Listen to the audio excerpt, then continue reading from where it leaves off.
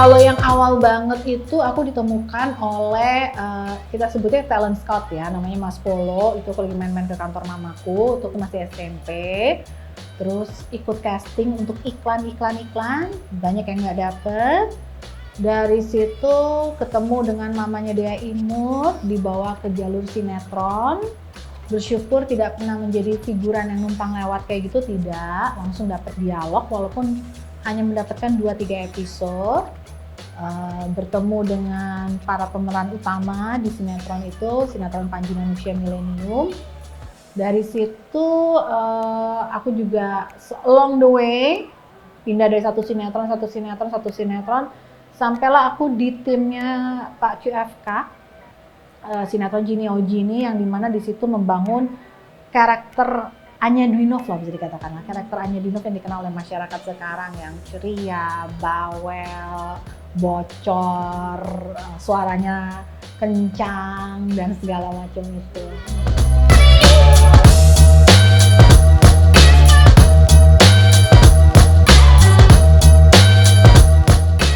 Banyak orang saya lihat ya motivasinya untuk terjun ke dunia entertainment pengen terkenal. Mungkin agak berbeda sedikit. Kalau saya terjun ke dunia entertainment karena saya ingin cari cara di usia saya yang semuda itu saya bisa cari duit itu gimana. Itu aja sih motivasi awalnya. Dan ternyata untuk orang yang masih menggunakan seragam sekolah, ya dunia entertainment adalah satu-satunya cara. Ada cara lain, tapi ilegal secara hukum juga. Jadi enggak saya pilih jalan itu, saya pilih adalah jalan karir entertainment.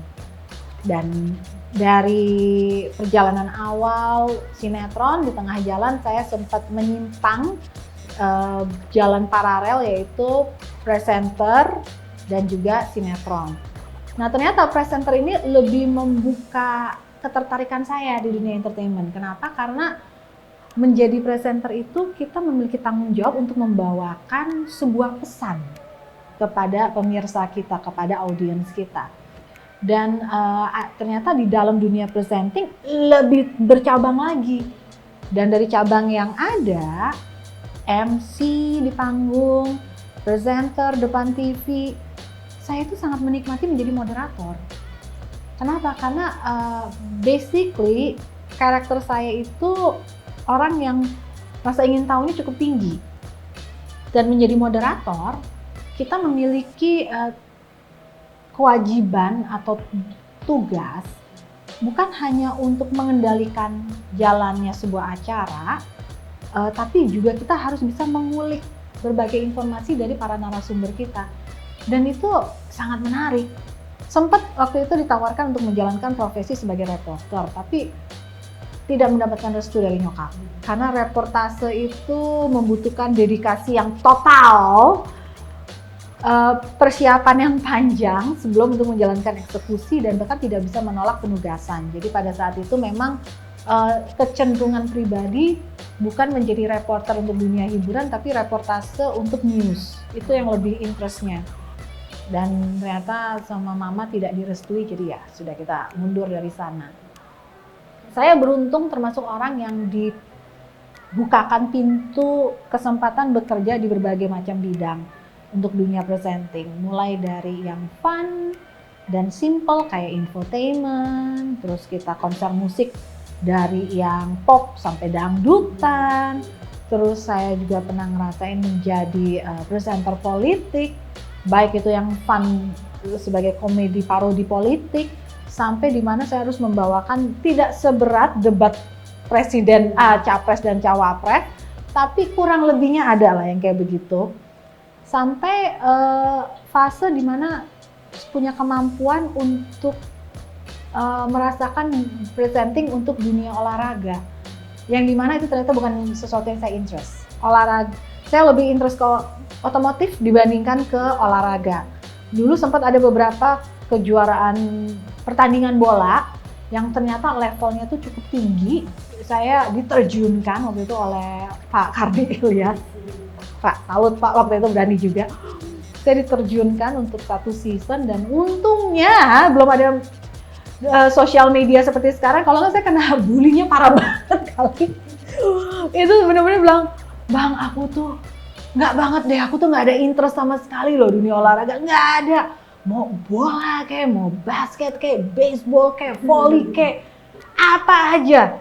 Sampai F1 pernah ngerasain, tapi bukan di bagian sisi komentator. Saya bilang, saya bagian yang funnya ya, kuis 3 menit. Oke. Sambil nggak boleh pulang. Terus saya mesti nyaksin pertandingannya untuk dites waktu itu. Jadi salah satu yang saya merasa saya syukuri sekarang sampai detik ini adalah setiap kali saya dibukakan kesempatan untuk mencoba sesuatu hal yang baru, saya tuh learning by doing and getting paid. Kan ada orang kan, gue rela nih nggak dibayar, asal gue ngerasain pengalaman itu. I'm lucky karena saya merasakan pengalaman baru, mencoba hal yang baru sambil dibayar. Ya makanya selalu kalau diingetin orang-orang, misalnya ada beberapa orang tua mempertanyakan, "Mbak, anak saya ini berpotensi loh jadi artis, gimana sih caranya?" Selain fisik, bakat, kemampuan, skill, ada juga faktor di luar persiapan kita semua adalah faktor X, yaitu hoki, keberuntungan. Yang dimana itu hanya ada di campur tangan universe dan Tuhan. Maksudnya nggak bisa kita manusia mau persiapan gimana pun kalau itu bukan untuk kita, nggak akan pernah terbuka untuk kita gitu loh. Dan itu yang kalau diingetin pada orang tua yang pengen banget anak jadi artis, please remember gitu loh, jangan jadikan itu menjadi satu-satunya pilihan. Itu adalah kalau terjadi syukur alhamdulillah, tapi kalau tidak harus siap untuk bidang lain yang akan menjadi pegangan hidup mereka nanti.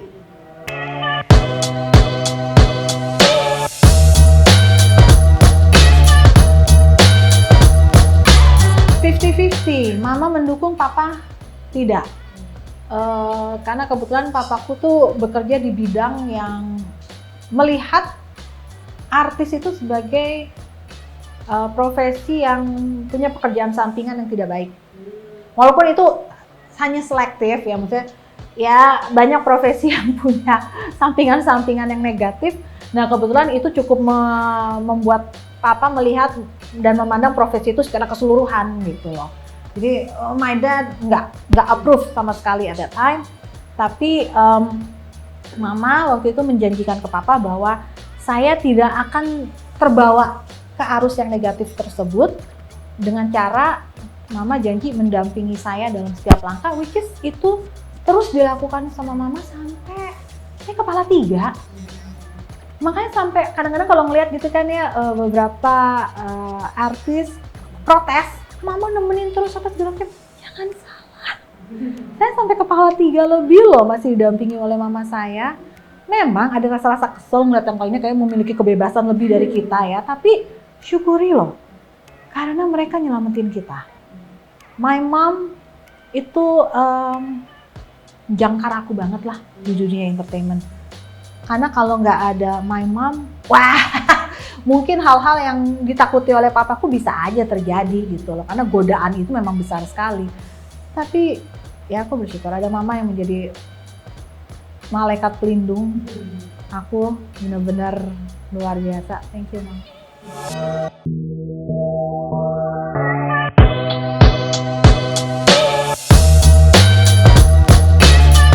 Sebenarnya kalau yang sekarang tuh jauh lebih mudah loh, karena setiap orang bisa membangun channelnya sendiri, nggak perlu mengemis dan memohon dan meminta kesempatan untuk bisa tampil. Beda dengan di era aku dulu memulai karir.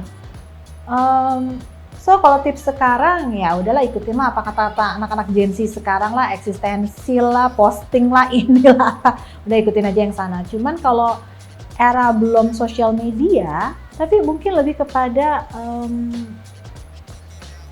saya mau untuk mencoba hal walaupun itu di luar karakter saya, di luar yang saya sukai. Banyak kan orang yang idealis, nggak salah, it's okay gitu kalau punya idealisme dan mengatakan pokoknya gue harus gayanya yang begini, gue nggak mau tuh di luar gaya gue, it's okay gitu, itu pilihan. Cuman saya mungkin berdasarkan pengalaman saya adalah I'm willing to try everything.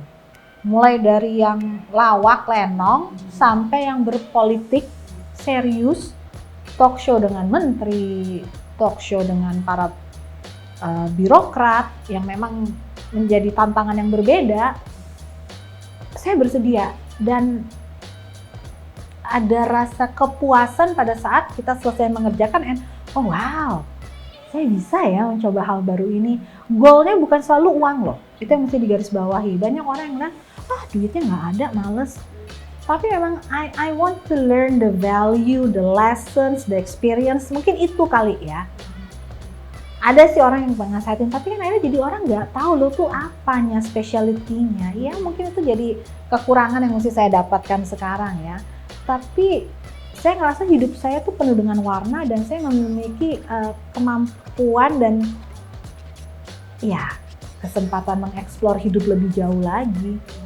Saya bisa ngomongin soal kesehatan, saya hampir semua 11 komisi di DPR RI saya bisa pegang topiknya apapun itu.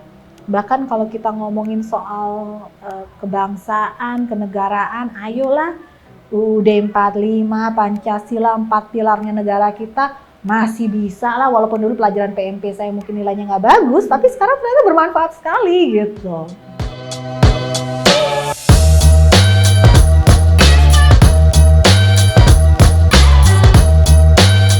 Nggak pernah. Ada yang bilang mungkin karena saya punya pikiran rezeki sudah ada yang mengatur, udah ada masing-masing. Actually no, saya nggak berpikir ke arah situ sih. Saya hanya ngerasa bahwa hidup itu harus saling melengkapi. Ada beberapa pekerjaan yang memang tidak cocok untuk saya di mata klien, it's okay. Karena klien mereka punya keinginan dan mereka udah punya ekspektasi dan mereka memilih talent itu, ya udah itu haknya klien. Lah bukan lantas kita jadi marah-marah. Kita sudah menghadirkan the best side of us, the best version. Saya suka kerjaan ini, saya memperlihatkan, yaitu ya fungsinya casting ya. Saya memperlihatkan kemampuan saya untuk meraih pekerjaan itu seperti ini, lalu klien sebagai decision making, final decision mengatakan no, bukan itu yang saya cari untuk acara saya, it's okay. Gitu. Jadi nggak pernah ngerasa saingan, saya ngerasa adalah saya sudah punya kemampuannya cukup nggak untuk memenuhi kebutuhan dan keinginan si klien. Kalau enggak, ya udah, it's okay. Gitu.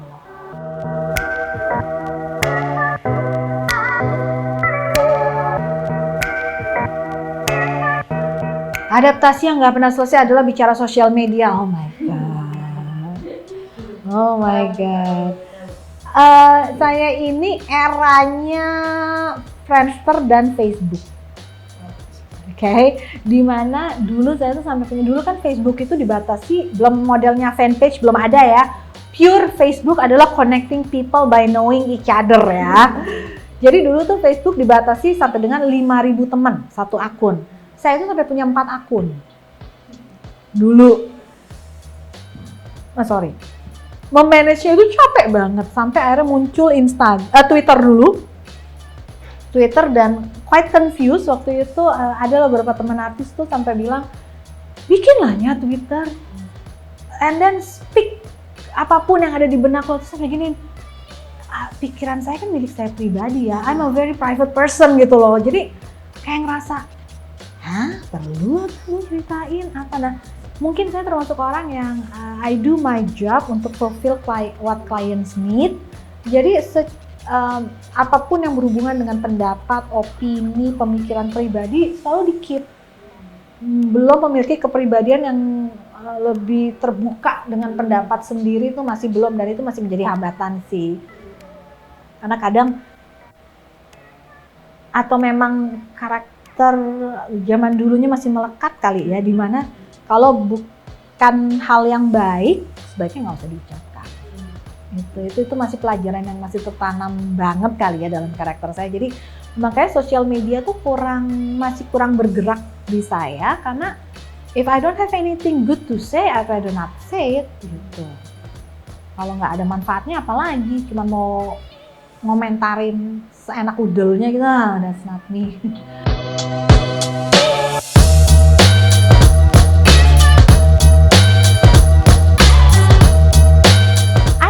Pilihan tapi tidak terlalu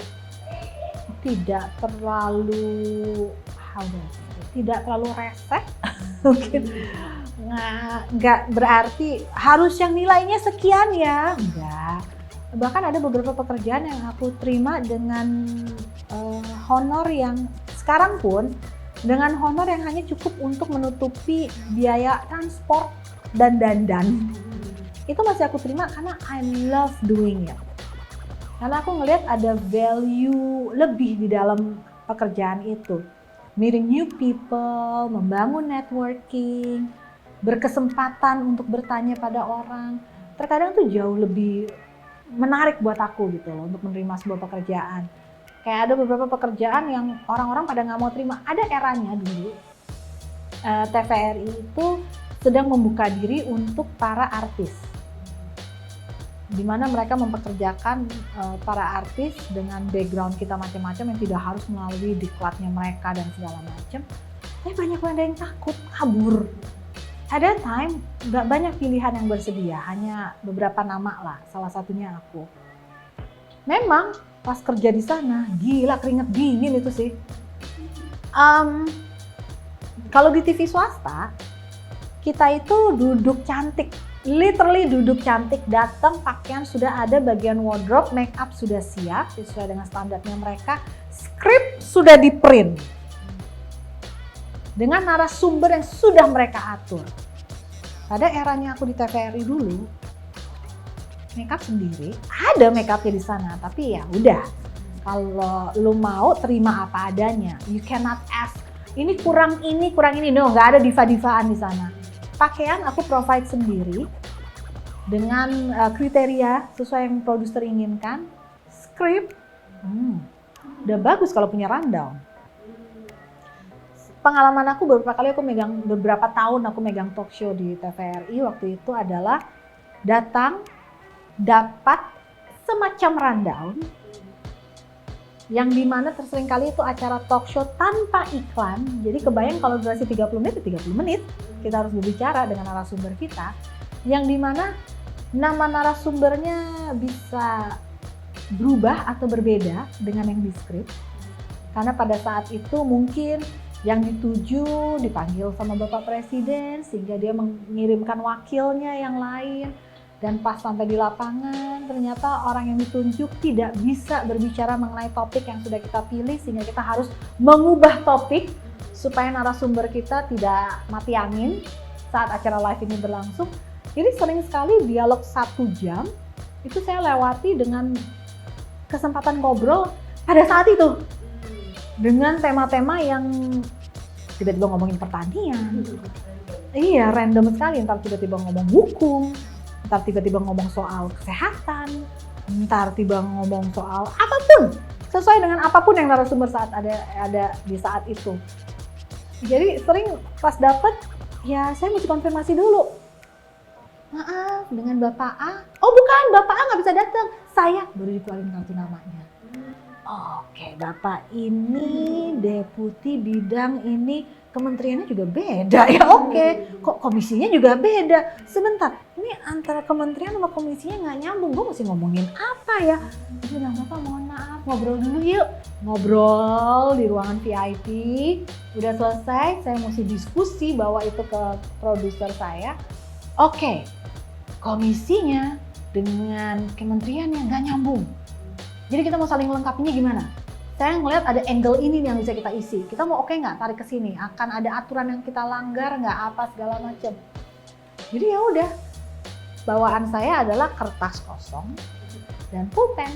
Dan saat narasumber sedang berbicara ya kita explore lagi di situ. Ya itu tanpa iklan. Seru banget. Tapi at that time itu kembali lagi saya bilang. Terkadang kalau bilang kan honornya berbeda dengan swasta, ya, tapi look, saya dipaksa, saya didorong, mungkin bahasanya bukan saya dipaksa, saya didorong untuk lebih mengembangkan kemampuan saya. Saya nggak jadi anak manja, saya ya udah ini di depan mata, gue harus berjuang, gue harus berperang, bertempur dengan keadaan yang ada. Kalau gagal muka gue yang jelek, nggak ada yang bilang, nggak ada yang tahu di belakang layarnya kayak gimana. Mereka cuma tahu ngeliat hasil di depan kotak layar LED, LCD itu aja gitu.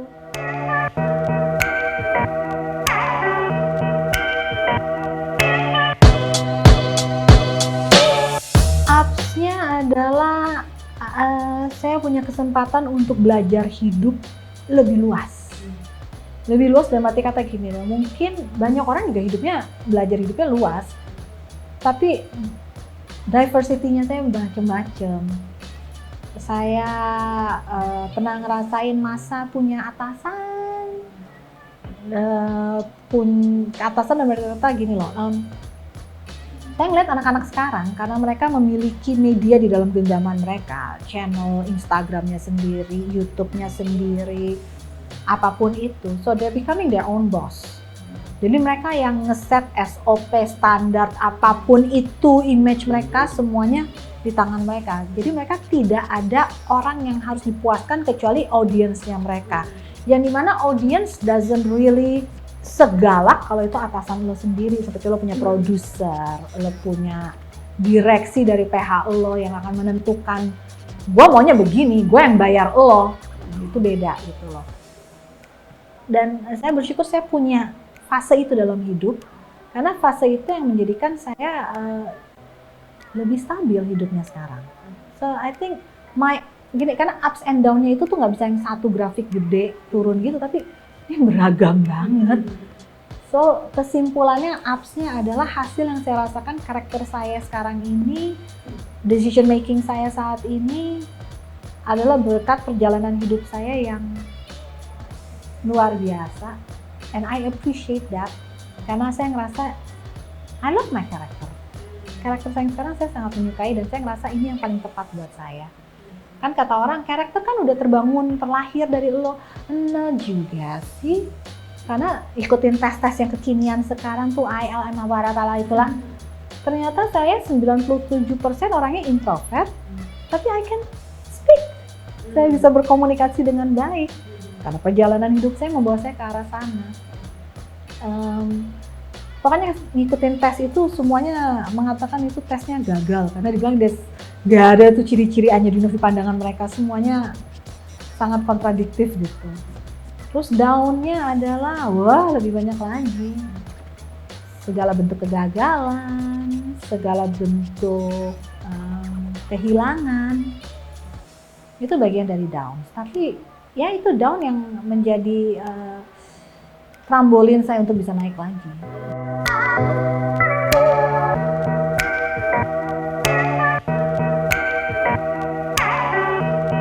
Selain bisa flashback ngelihat bagaimana perubahan hidup saya punya kesempatan berbincang, melihat dan merasakan kehidupan orang lain,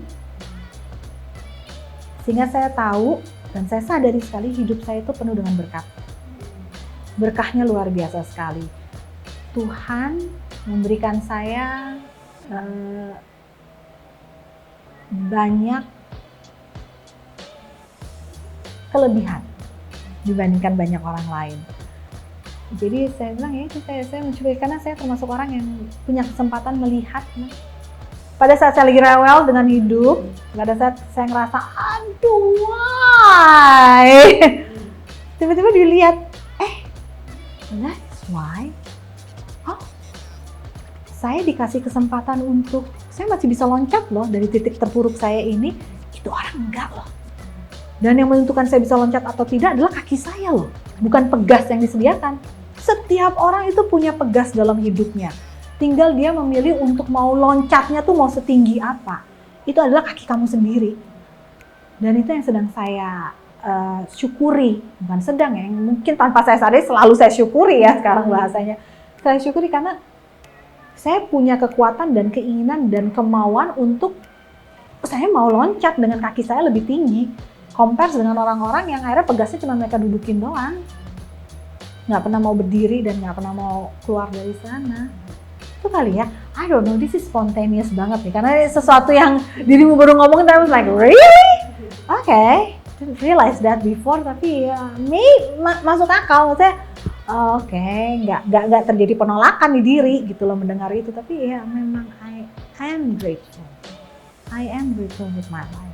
Mungkin yang bikin hidup aku jadi lebih tenang kali ya. Oh no, aku bukan orang yang termasuk yang ikhlas dalam banyak hal ya. No. Kasus rumah di Bekasi no, nggak ikhlas. Duit Indosuria no, nggak ikhlas. Tapi I just know where to put them. Itu selalu aku bilang gitu loh. Lo forgive and forget lo bagus dongnya, enggak.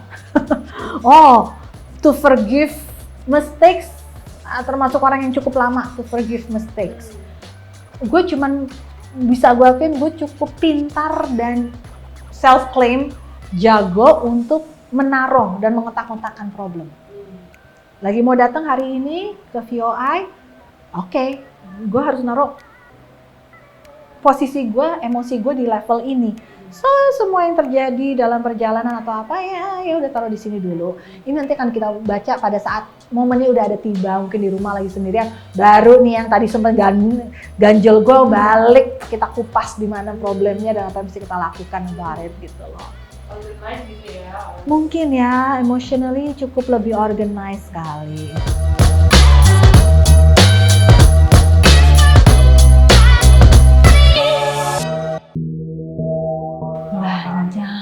Banyak banget. I wanna touch people life. Dulu orang ngerasa, aku kembali lagi bersyukur karena sekarang banyak yang ngomong kayak you touch me ya, thank you apa sih, walaupun aku sih nggak ada niatan ya. Aku termasuk orang gini nih. Ada salah satu teman dekat aku juga, dia ngomong sesuatu yang sampai hari ini, kemudian itu baru seminggu yang lalu dia ngomong, aku sampai kayak really?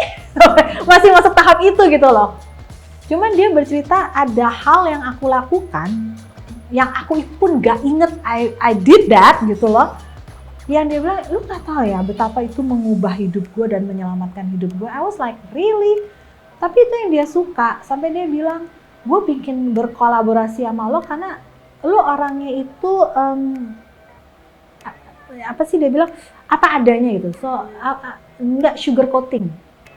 That's me gitu loh. Jadi kalau ada satu pendapat, bisa orang minta pendapat ke aku gitu ya, selalu ngomong apa adanya aja. Walaupun saya sorry ya kalau nyakitin ya, sorry kalau nggak terima. Cuman kalau lo nggak terima, it's okay. Gue nggak akan memaksakan pendapat. Nah aku tuh orangnya nggak pernah memaksakan pendapat.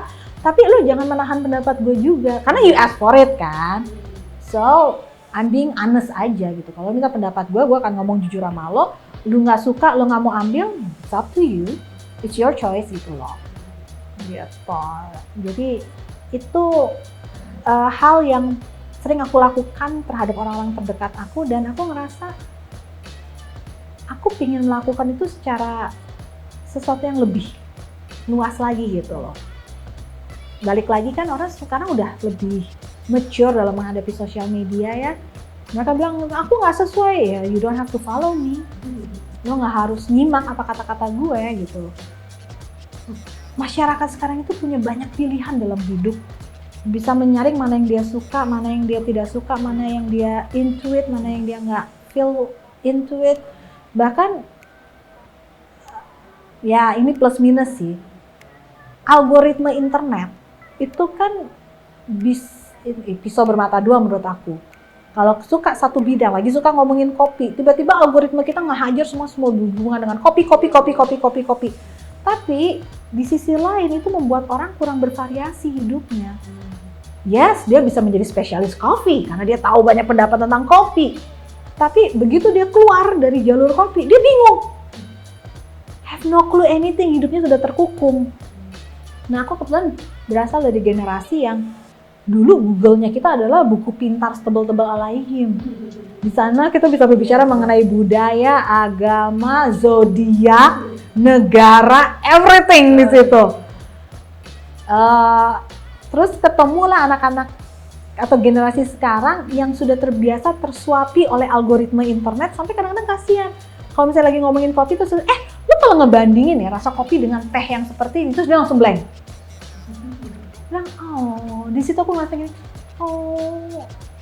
kasihan deh lo. Kasihan karena dunia lo hanya segitu. Yuk, dan aku tuh pingin, coba yuk kita keluar dari jalur nyaman lo. Let's talk about tea a bit. I know lo specialty-nya di coffee, tapi masa lo mau seumur hidup lo cuma ngerasakan coffee aja dalam hidup lo? Let's try tea. Habis itu kita coba soda. Habis itu kita coba hal yang lainnya gitu loh. Nah, itu yang aku inginkan. Aku ingin, ya apa yang teman-teman aku bilang, aku punya positive things untuk mereka, ya aku ingin coba untuk banyak orang juga. Kalau di dunia jadi perantau? Mungkin sempat sinetron juga. Iya. Tadi sempat bilang katanya belum pernah main film. Mungkin udah ada keinginan kah panggilan untuk kembali ke dunia? Mungkin kalau ada role yang aku interest ya, aku bersyukur banyak tawaran. Itu aku harus tidak menutup diri dengan mengatakan banyak tawaran. Tapi mungkin kesalahan aku adalah di depan layar aku banyak memainkan karakter yang mereka pikir itu adalah aku. Sehingga peran yang ditawarkan ke aku, ya menurut aku,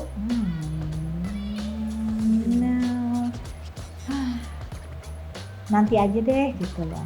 Kalau untuk layar lebar cari yang lebih different, yang more berpengaruh dan memberi arti positif atau hal yang lain lah dalam hidup gitu loh. Nggak nutup, orang bilang lo nggak mau main film lah, mau. Belum ketemu aja, nih kayak gue lagi nyari jodoh, belum ketemu aja jodohnya. Gitu. Tidak berkemungkinan ya Kak? Iya, aku pingin sih, pingin sekali main film yang mengangkat mengenai isu hidup. Itu sih goal aku. Kebanyakan yang tawarin aku tuh isu kematian. Film-film setan, yang tawarin ke gue. Laku sih tahu. Cuman kalaupun kemasannya horor tapi ada value of life in that character, why not? Masalahnya nggak ada. Aku pelajarin skripnya, aku bilang, I didn't feel it. Aku tidak merasa ada value yang orang keluar tuh dari tempat duduknya di bioskop. Orang bayar loh untuk nonton itu. Dan keluar tuh cuman bilang, seru ya, bagus, apa? No, I want something yang bikin mereka mikir, gue gak mau tuh kayak hidupnya si tokoh ini. I want that gitu loh. I want ada lessons yang mereka keluar dari bioskop, dari teater itu gitu, yang mereka bawa pulang.